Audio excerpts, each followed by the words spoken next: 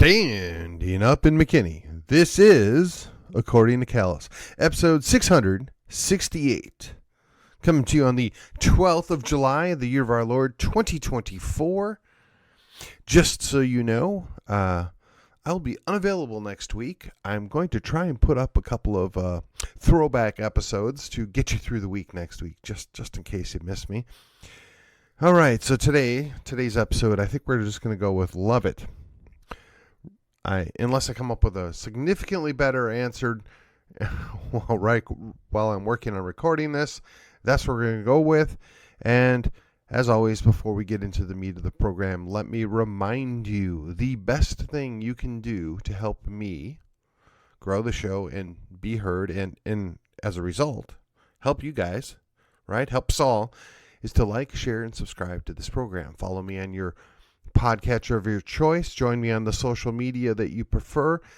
I have a page and a group over at Facebook.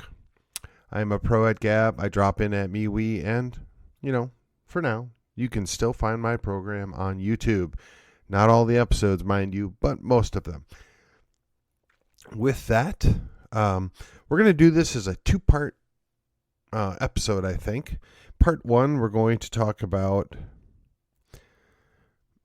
America as a whole, whether or not you're willing to fight for it and what are our other options. And then part two, we're going to talk about service and what does that mean? And in addition to that, a couple of solutions. We're going to throw out a few solutions. I had earlier on in this week tinkered with the idea of doing a riff on a modest proposal. If you are not familiar with that, I guess, short story. It was penned by Jonathan Swift, and it had to deal with how to deal with the Irish problem. Mine was going to be of a similar vein, but not really. I'm still tweaking on whether or not I want to tweaking. I'm still thinking about whether or not I want to tweak his version to make something that might be fun for me, but that will be something that will need to wait. And as always, we need to remind you, the program is based on my opinion and my understanding. That also means occasionally I misunderstand or, quite frankly, just get things wrong. And I also reserve the right to change my mind or modify my opinion. And again, an opinion is just that, an opinion. With that, let's get on with the program. Okay, so when I was young, I recall hearing the phrase, America, love it or leave it. I also remember there was a movie with Tom Cruise back in the day. I want to say it was Born on the 4th of July, and his character is seen shouting that, America, love it or leave it, right? And though I've never actually seen the movie, I'm at least somewhat familiar with it. The guy goes to Vietnam, either loses his legs or becomes paralyzed. I don't remember that detail, but basically becomes an anti-war activist. I don't think he ever stopped loving America, if I remember that correctly, but he saw the futility of war and tried to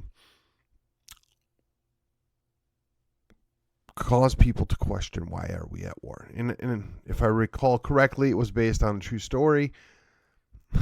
As with everything that's based on a true story, once Hollywood gets done with it, what's real and what's not, who knows? In any case, where am I going with this? Well, I got to say, I'm kind of uncomfortable with that, right? Because I love my country. I fear. I don't trust. And someone might even get me to say I dislike my government. The word hate comes to mind, but I think that might be a little too strong. Dislike, distrust. My government, the United States government, routinely lies to me and you, routinely deceives and feeds us false information. It's gotten bad enough that I'm not even sure how we would define being an American any longer. Our own government is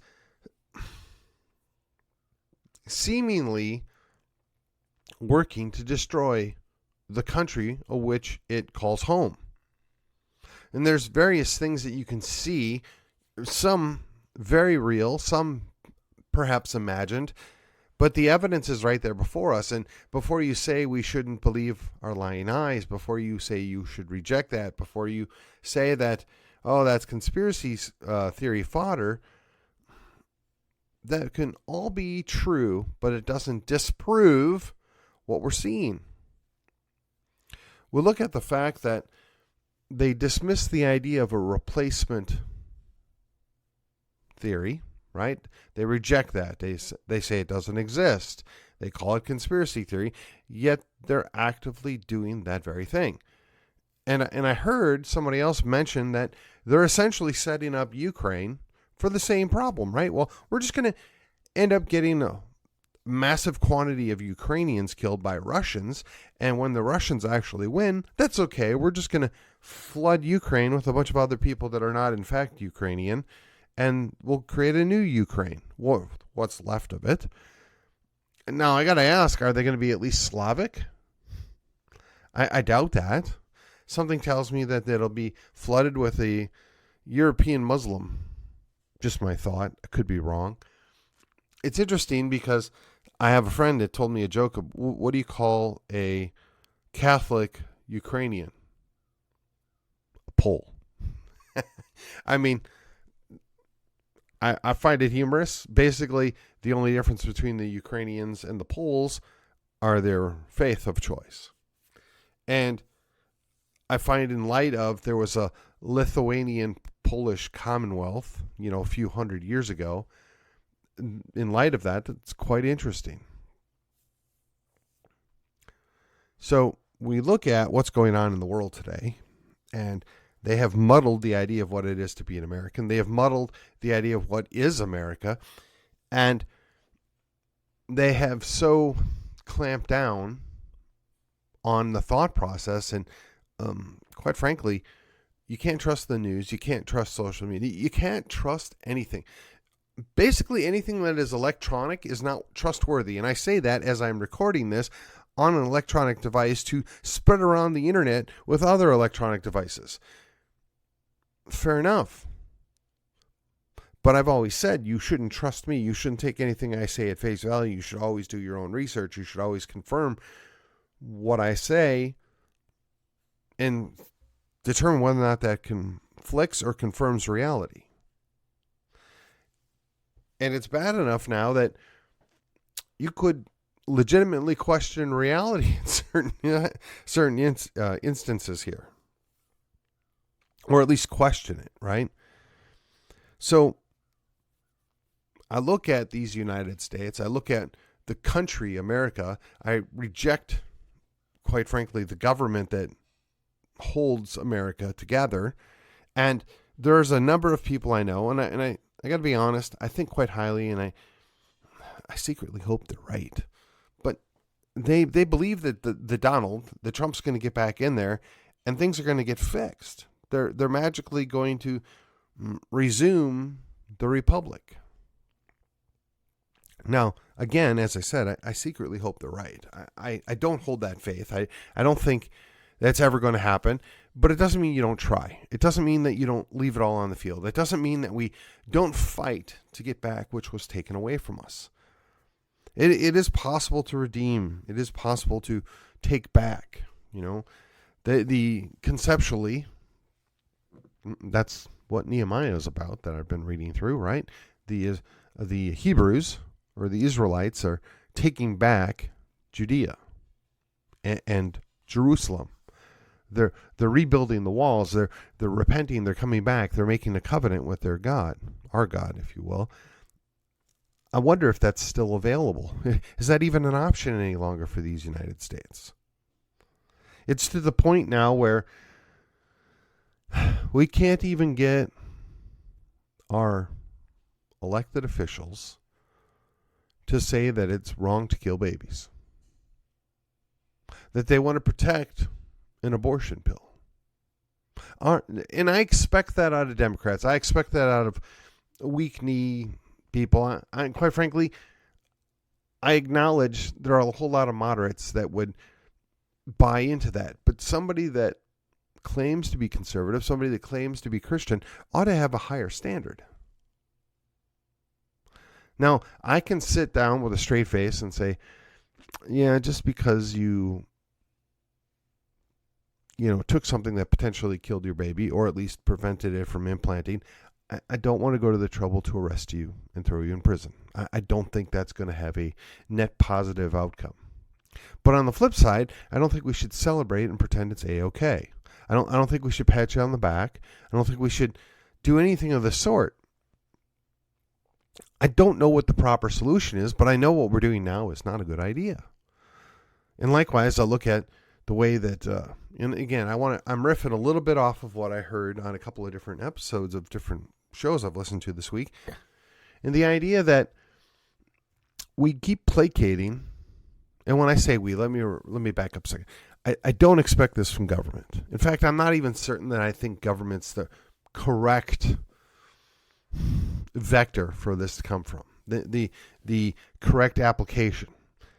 I would think it should come from Christians or church, and if you claim to be a Christian and you put yourself in that boat, you should be willing to accept the critique and the standard that we want to hold you to, or that you claim to be held to, which is to say, you don't kill babies.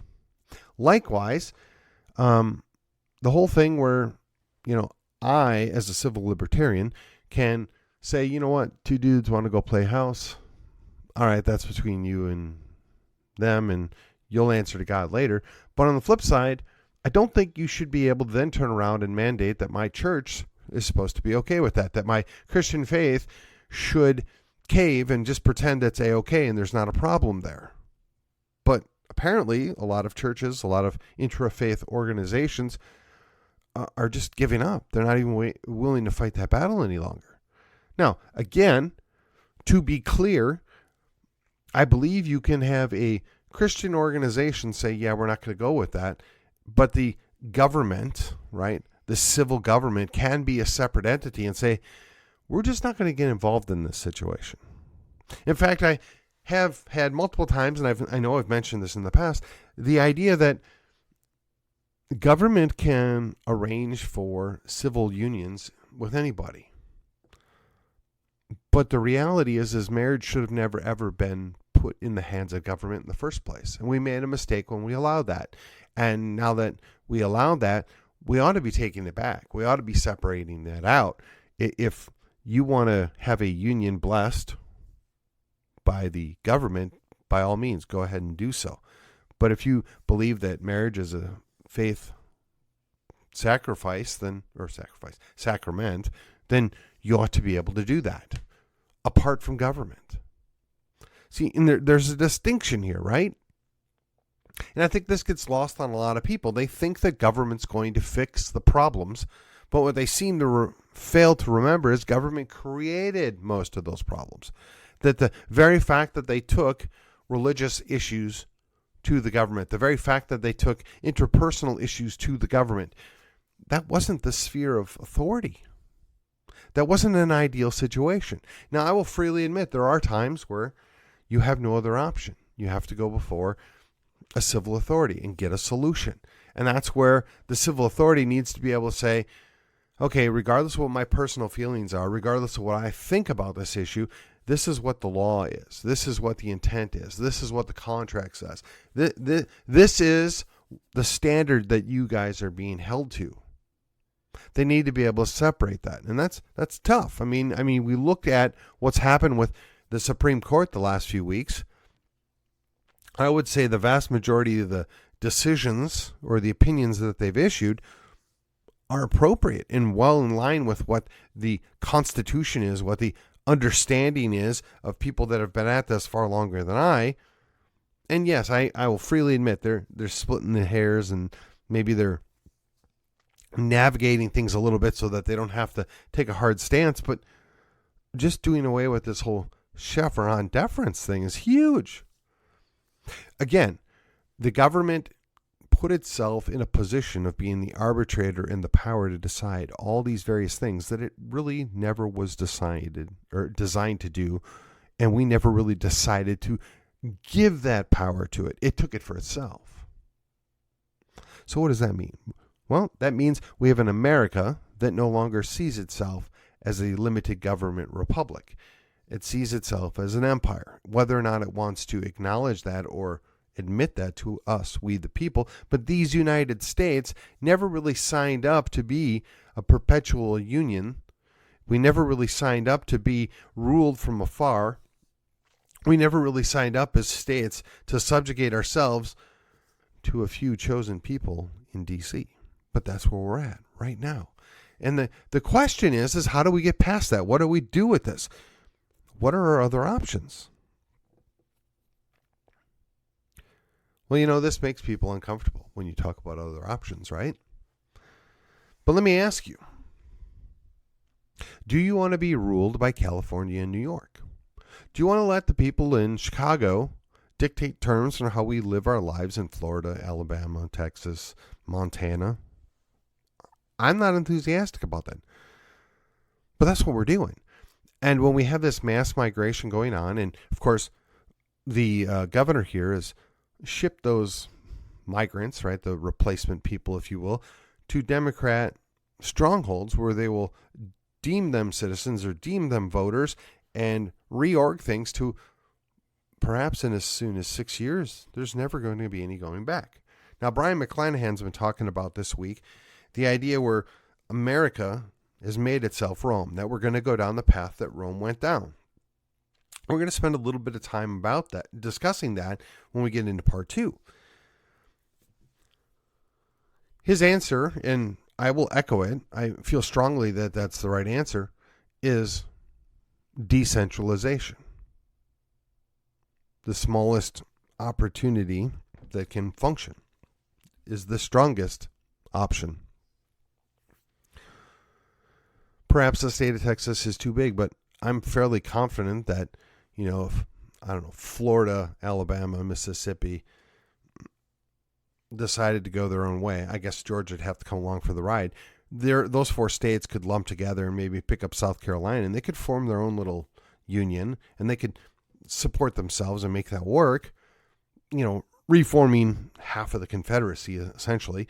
But does anybody actually think that in today's day and age that they would echo anything that happened during the Confederacy? I don't. I mean, New England, apart from perhaps New Hampshire and the northern 2/3 of Maine, are all of like mind. They would gladly go and glom together in some kind of socialist utopia. And quite frankly, I'm okay with that. Let them go do their own thing. I don't want to control what they're doing in their business. Now, unfortunately, they don't feel the same way about you and I. Unfortunately, those folks in New England think they know what's best for us, and they're going to give it to us good and hard, right? That's the dichotomy here. So the way you fix some of that, right, is to separate. You become smaller self-governing entities. And that's going to become harder and harder as we redefine what America is, and we redefine the people of America. These United States are being changed from the inside out. We don't even need to necessarily worry about an invasion because we're already been invaded, or we already have been invaded. We don't have to worry about external forces. We have internal, whether it's a fifth column or it's just been undermined at the root. And we've got at least 2 generations of people that have been taught to hate themselves and the country that they reside in. None of this is going to end well. So the question is how do you fix this? I mean, one of the options are to self-govern in smaller entities, right? I'm actually a proponent of that. But you may choose to disagree. You may think that that's actually a net negative. I can hear that argument. I could probably even make that argument for you. So we're going to take a brief pause, and we're going to kick over to part 2. Alrighty, ladies and gentlemen, part 2.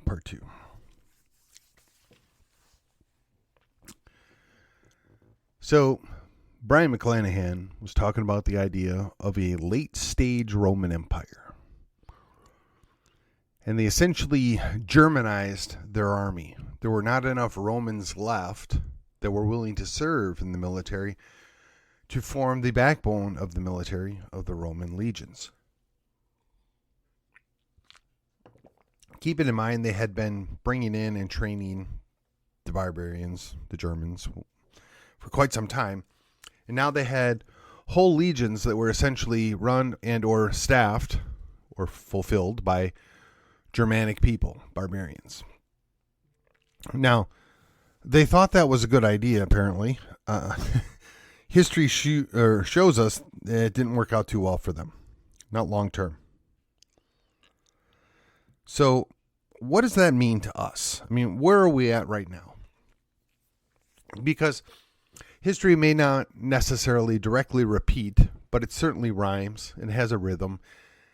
And if we follow along the trajectory, we're already granting people that are not citizens the ability to join the military. So at the very least, they have dual loyalties.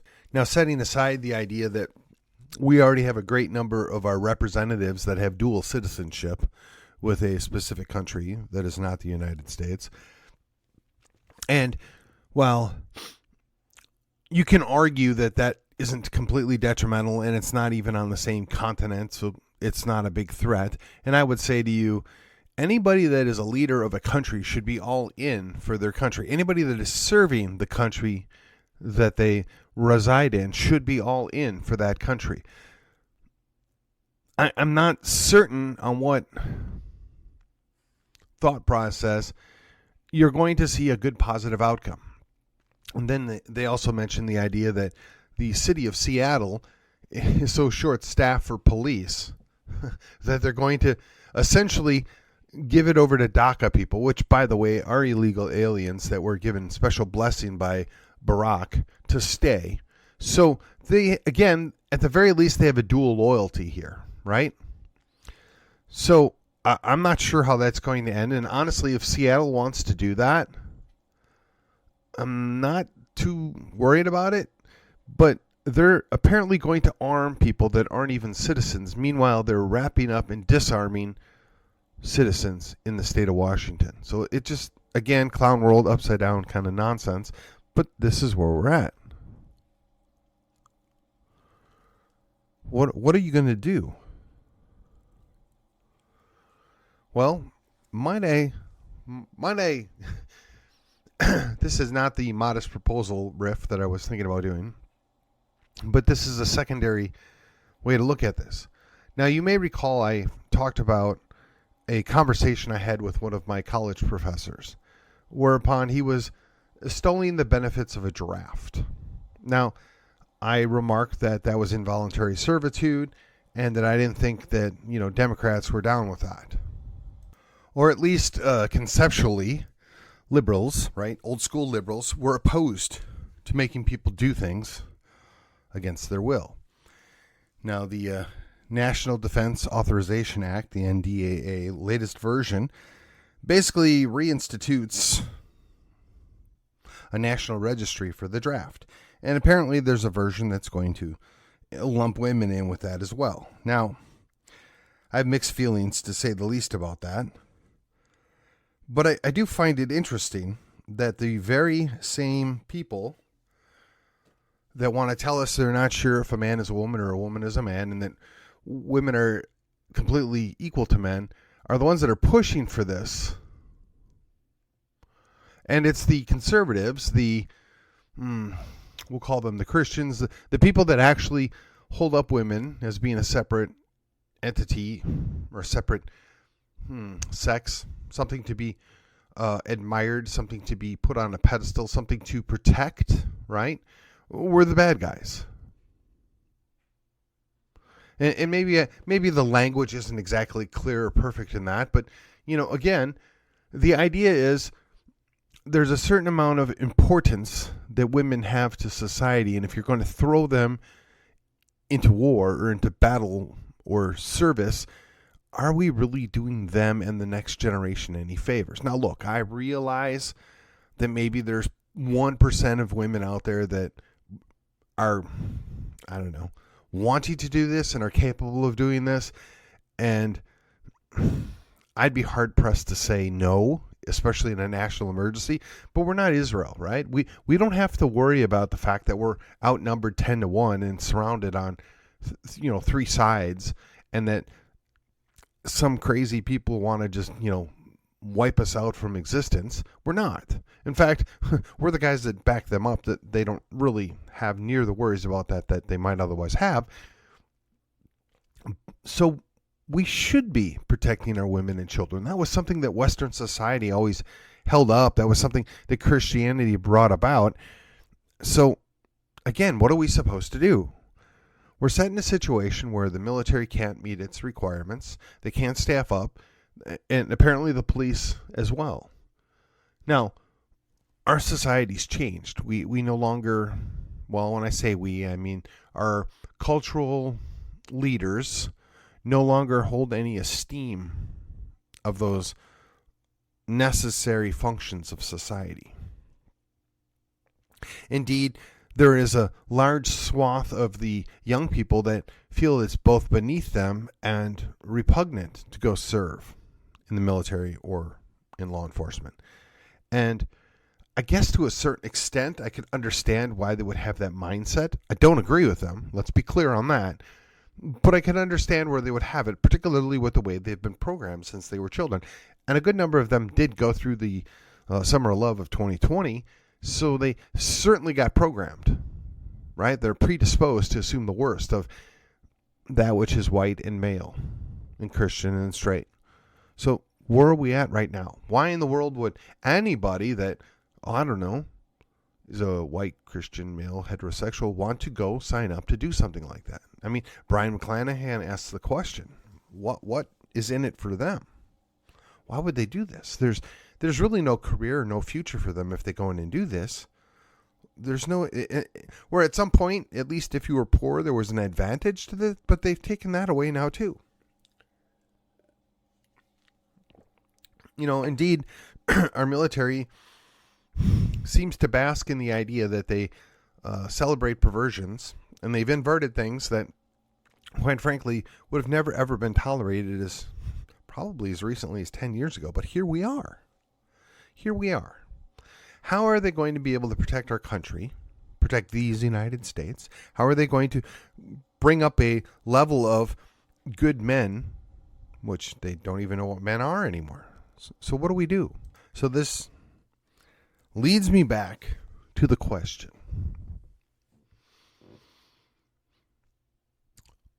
Could there be a net positive out of a draft or some form of national service? Now, relax. I know there's my libertarian friends out there are probably flipping out at this idea, and a good number of my conservative friends are like, where are you going with this? This is nuts. Here's the deal. The argument that my professor made, back in 2001, was by forcing people to do things that they might not otherwise do, gave them a new avenue of which to understand things. It taught them skills and taught them to put themselves aside to think of the bigger picture. Now, setting aside my aversion and revulsion at the idea of a national service being mandatory, right? Involuntary servitude or subjugation is really no significant difference between that and slavery, which, as a modern American, we're all opposed to that, right? We all know the evils of that. You should never, ever own another individual. You should never, ever take something from somebody without their consent. Unless, of course, it's taxes, in which case that's... yeah, I know. But no, seriously, let's consider this. President Biden thinks he has the power and authority to wipe out debts. Well, rather than the government doing something they never were granted the power to do, and rather than the old resident there exceeding his authority, violating the Constitution, quite frankly, destroying federalism, why wouldn't we just offer up a program that states for every year or whatever, let's just say a year. For every year that you work in national service, the federal government will reimburse or pay off your loan up to a specific amount. Now, I'm going to just throw a number out there because with inflation and some of these crazy numbers that you're getting from private colleges, but I'm going to just speculate that most public universities, you can go there as of right now and pay about $25,000 for a year. And if I'm wrong, fine, I'm wrong. We'll be generous and say $30,000.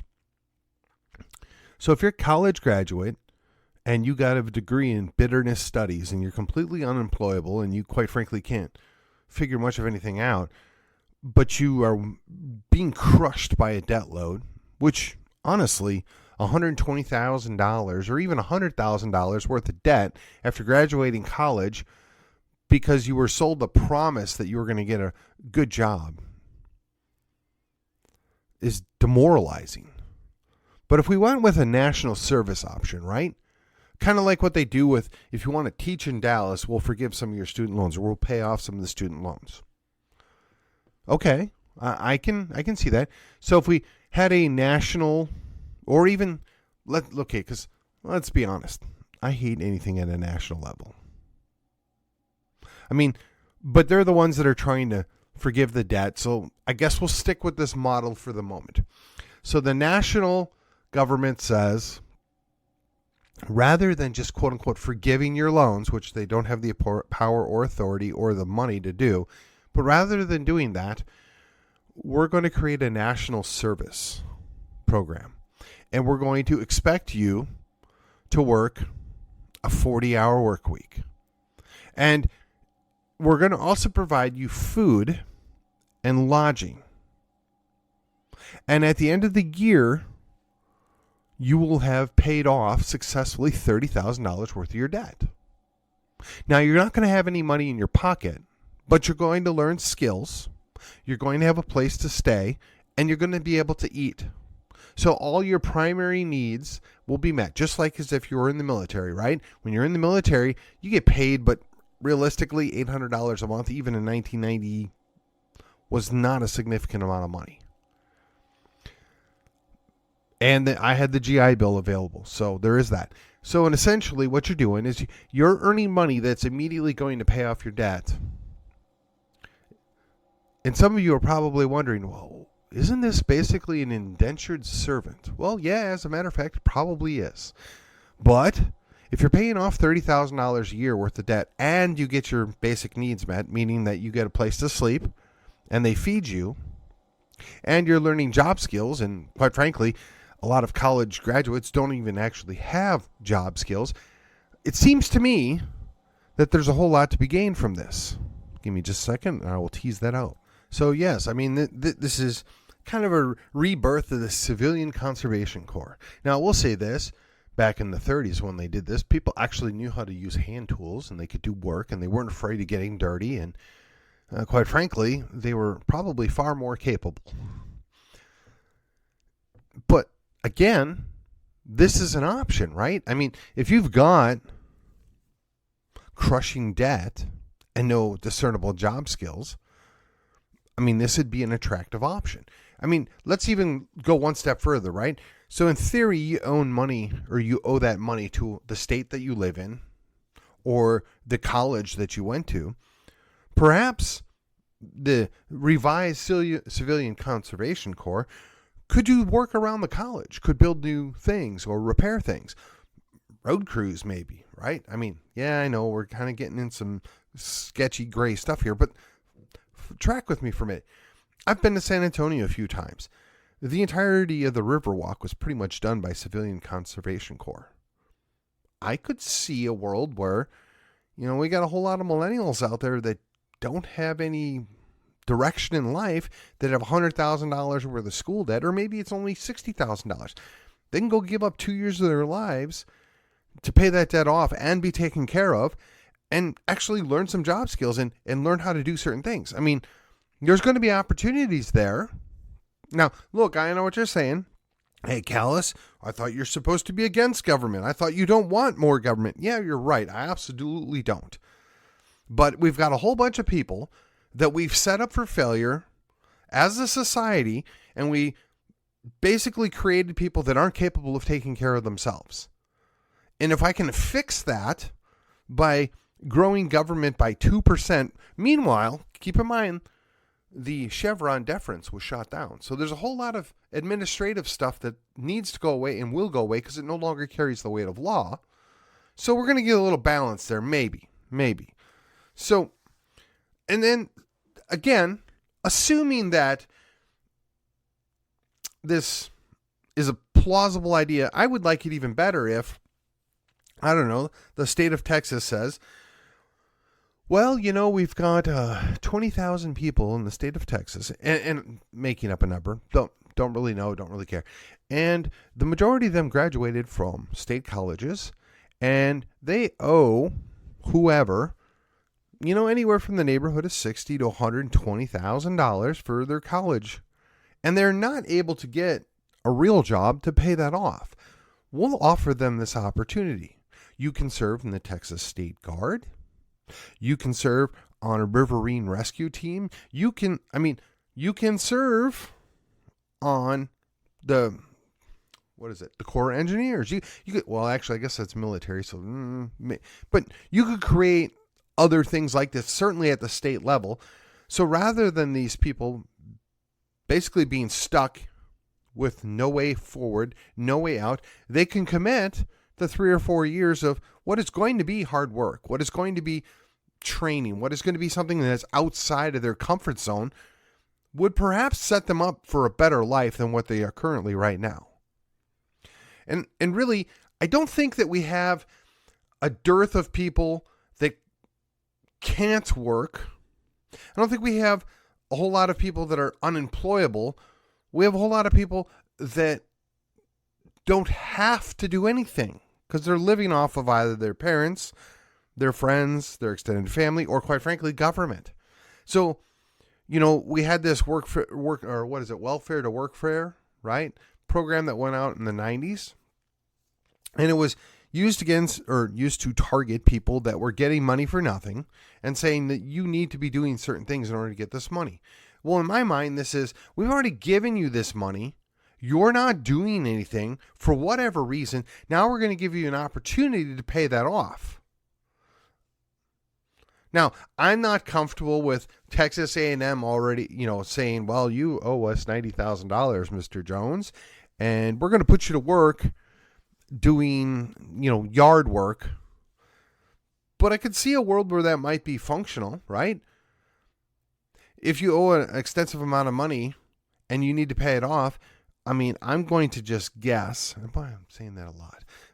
I'm going to guess that there are enough colleges in the state of Texas that have unused dormitories, especially in today's day and age, because of the wild growth they had in the previous 30 years, where they could set that aside and say, we're going to train you people up that went to college and got your degree in bitterness studies and haven't been able to function as adults and do anything meaningful or helpful to the rest of society. So we're going to put you to work so you can pay off your debt, and you're going to learn other job skills and learn how to function in the real world. And yeah, I know it sounds a little mean, maybe it's a little crude, but I don't know how else to explain it. And it's an option. Nobody's going to force anybody to do anything.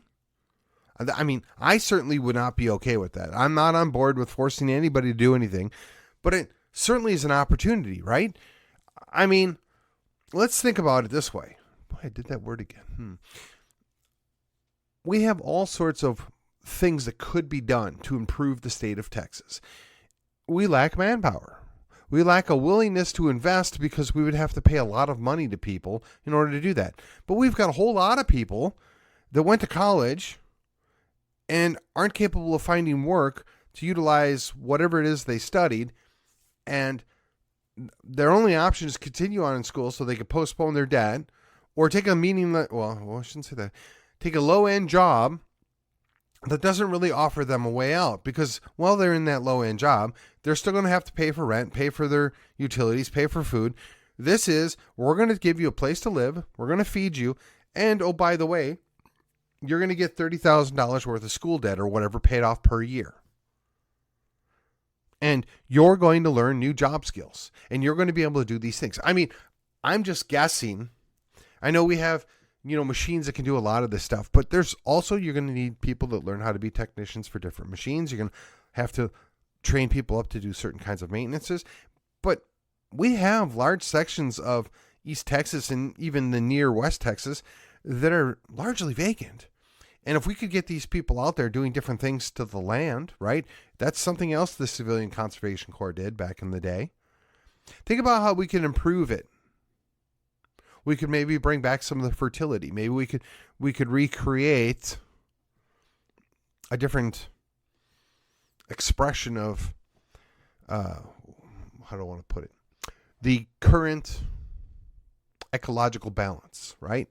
Yeah, I know we're kind of playing with fire here, but I think generally we like the idea that if we have surface water, we can grow plants. And if we can grow plants, we can bring more rain. And if we can grow more plants, we bring in more animals. And we can change and improve our surroundings by making some minor changes.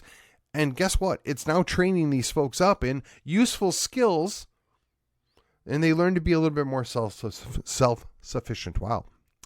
They learn how to look after themselves and their families. Now, I know, if you want to go down the conspiracy rabbit hole, they don't want anybody to be able to do any of these things. But I'm looking at this at the state of Texas, right? The state of Texas is, at some point we might have to go again. We might have to be our own republic. How can we do that? How can we feed our own people? How can we develop our own energy? How can we do all these different things? And we have people here that are basically idled by the economy, idled by circumstance. Some of the circumstances that we tolerated and allowed to happen. But how do we fix this? How do we repair this? And as the state of Texas, right, what can we do to make it better? I mean, geez, I did it again. I'm going to assume that there are some fishing industries or some seagoing industries that could be improved if they had people that were willing to quit looking down their noses at what's done on those ships or those boats or barges and go do the work. And the payoff is they get 3 hots on the cot and they get to pay off some debt. And they may find that they actually like that job. They may find that they like something about it, that they may want to stay in it, or they may want to start their own business, or maybe they find that there's a service that they could provide to that. Or maybe in the course of that, they learn, hey, you know what? I really like cooking. I could be a good chef, or I could learn to prepare certain things. But I have this crushing debt, but after 3 years of giving up my life, I can do away with this debt. I mean, that is kind of the trade-off of people that go in the reserves. There's a distinct possibility that they could be called up to go to war. And I don't know about you, but an option other than the military sounds pretty darn attractive in the world that we live in today. The reality is we're creating conflicts everywhere that we go. And when I say we, I mean these United States, America. Because we have this Yankee mentality that we know what's best for not only everybody in these United States, but the entire world. And we're going to not only show you, we're going to make you do these things. And I've got to be honest with you, I don't really see that as a net positive anymore.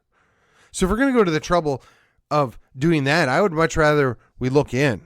We utilize what we have already on hand. We don't need to import a couple of million people from Central and South America and the rest of the world to come here and do that work. We got a lot of people that could learn or be retrained or see the value in doing these things.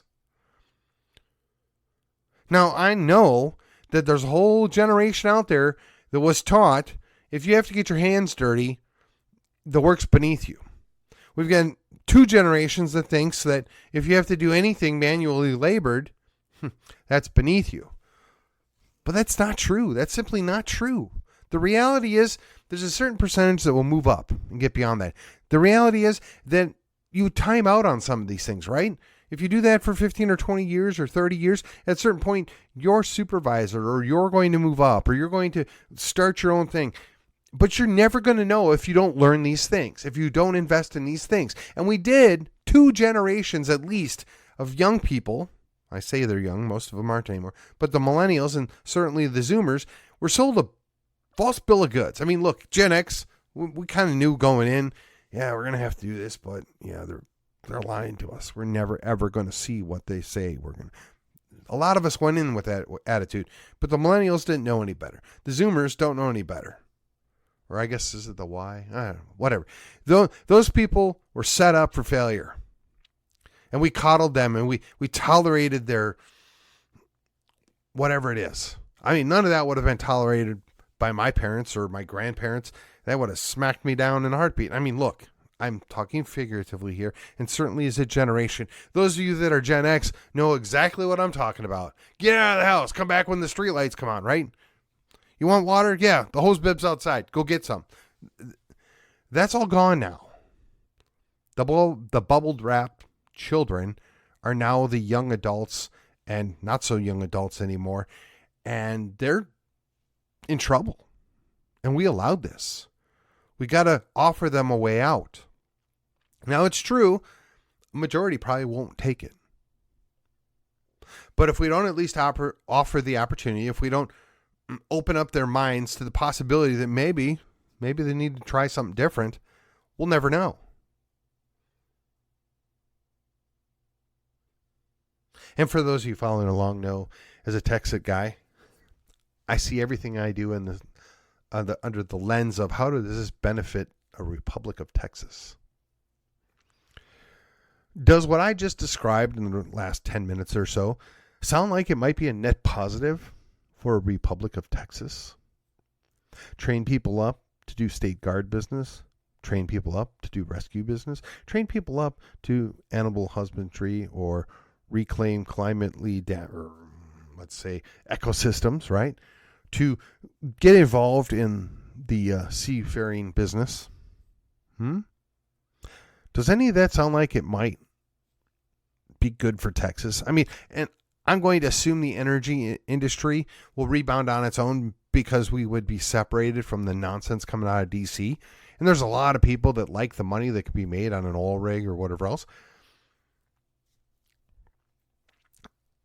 We have to look at other ways to do this. We have to look at ways through this. You can't hate somebody that knew nothing else growing up. You can't be mad at them for believing the lie that, quite frankly, most of us believed. But we can offer them a hand. We can offer them a way out. I mean, it seems to me that's the least that we could do as the state of Texas, the Republic of Texas of the future. Obviously, these United States would benefit as well because we're going to, quote unquote, forgive the money, which means we're going to spend money that we don't already have and get nothing in return. At least this way there's a return, right? If you're going to spend your money, you want something to show for it.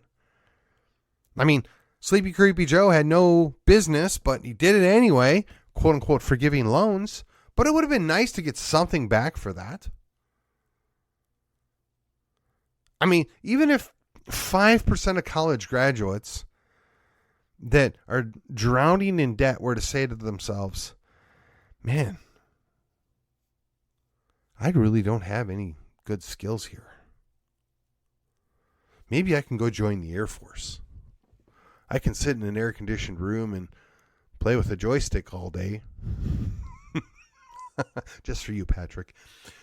But, I mean, drone flight control is in the back of a truck or in a trailer somewhere, right? You got to be good at video games, I imagine, to be able to do that. Now, I would prefer a guy that can run a mile and maybe do 10 push-ups to do that job, but that doesn't necessarily negate that possibility. And perhaps we could rethink the idea where we outsource certain things to civilians and have the people in the military go back to learning how to do some of those jobs that they've quote-unquote outsourced. I mean, yeah, some of those things maybe aren't the most ideal thing to have your military people doing, but again, we're opening up the door to more opportunities. We're trying to give people a broader experience. Now, I imagine this isn't going to help Marine recruitment. I mean, they're still looking for a few good men, and apparently their leadership doesn't even know what a man is anymore either. I mean, and then my Navy, I'm not going to say anything. We're an embarrassment to ourselves at this point. And then, of course, the Army, they have tons of jobs, tons of things to do there. And if you're a college graduate and you're that stuck, go check out the Army. I mean, they literally have more jobs than you could shake a stick at, and they need people. They don't even need just men. I mean, if you're a woman that can move her own body weight, you're probably capable of doing most of the jobs in the Army. Just saying.